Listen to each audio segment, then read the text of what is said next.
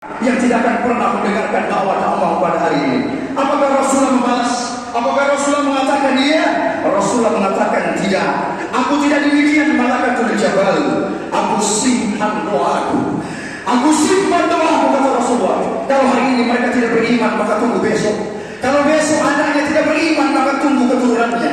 Kalau keturunan tidak beriman, maka tunggu cucunya. Maka akan yakinlah kelak dari generasi mereka akan ada yang beriman kepada. Betapa Rasulullah memiliki ketabahan dan kesabaran. Di tengah perjalanan banyak sejarah yang perlu kita kenal.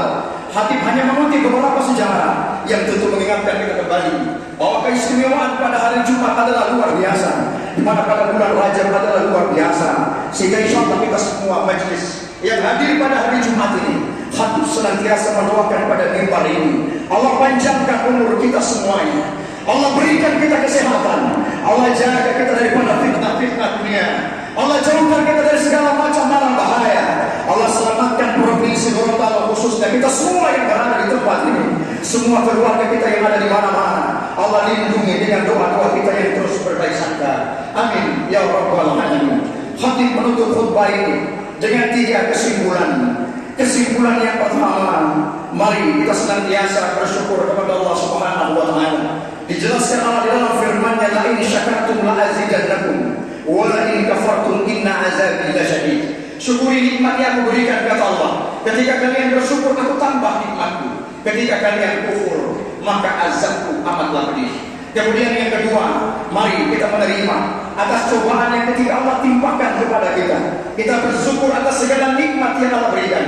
Ketika kita tidak bersyukur, ketika kita tidak menerima yang Allah berikan kepada kita, Allah menjelaskan dalam hadis qudsinya, man lam yarda bi qadari wa lam yasbir 'ala al-balani wa lam nashkur 'ala ni'amati fal khuruj min tahti sama falyatlub rabbi rabban siwaya. Man lam yarda bi qadari, barang siapa hambaku yang tidak pernah ridha akan aturan yang saya berikan, walam yasbir 'alal balani, yang tidak pernah bersabar atas cobaan yang aku timpakan kepada mereka, walam nashkur 'alal ni'amati, yang tidak pernah bersyukur atas segala nikmat yang aku berikan.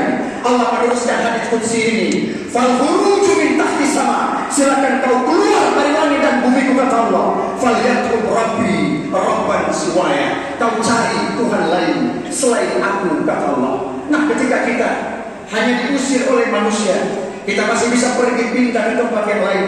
Minggu depan, tahun depan kita kembali, mungkin kita sudah bisa berdamai. Tapi jika Allah yang murka kepada kita, kemana lagi langit tempat kita bernaung, dan kemana lagi bumi tempat kita berbicara. Kesimpulan yang terakhir, Rasulullah SAW pernah naik 3 anak tangga mimbar.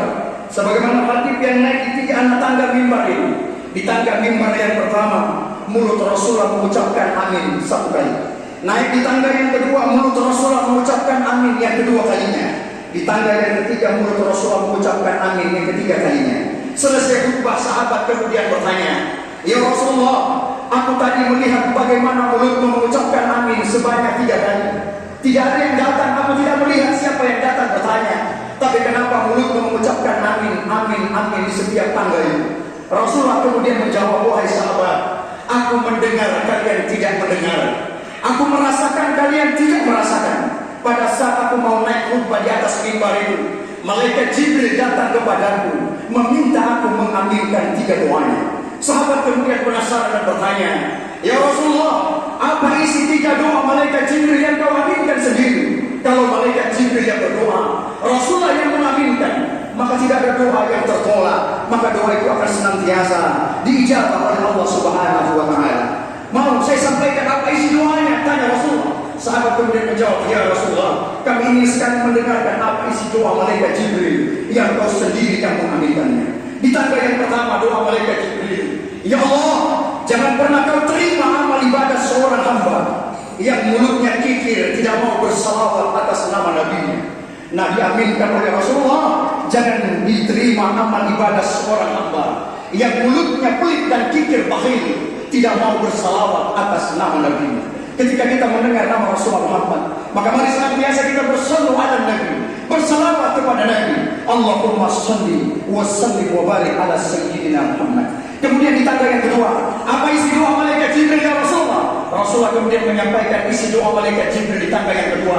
Ya Allah, jangan pernah kau terima amal ibadah seorang anak yang durhaka kepada kedua orang tuanya. Hari ini di tengah-tengah kita ada orang tua kita yang rapuh, ada orang tua kita yang sepuh. Beberapa hari yang lalu adalah hari ibu. Sering saya menyampaikan dalam setiap media dakwah, jangan hanya pada hari ibu kau doakan ibu munah, jangan hanya hari ayah kau datangi ayah munah. Setiap hari kau doakan ayahmu, setiap hari kau doakan ibu munah. Jangan hanya hari ibu kau menghubungi ibu munah. Dia sepuh kau semakin kuat, dia rapuh kau semakin tegar. Datangi ibu munah, telepon dia setiap waktu. Jangan seperti handphone yang rusak. Ketika ibunya mendengarkan handphonenya rusak, tidak ada telepon berdering, dibawalah handphone kepada tukang servis. Setelah diperiksa 3 hari, handphone tidaklah rusak. Kembalikan handphone kepada ibu. Ternyata setelah ditanya, ibu, handphonemu bagus. Ayah, handphonemu tidaklah rusak.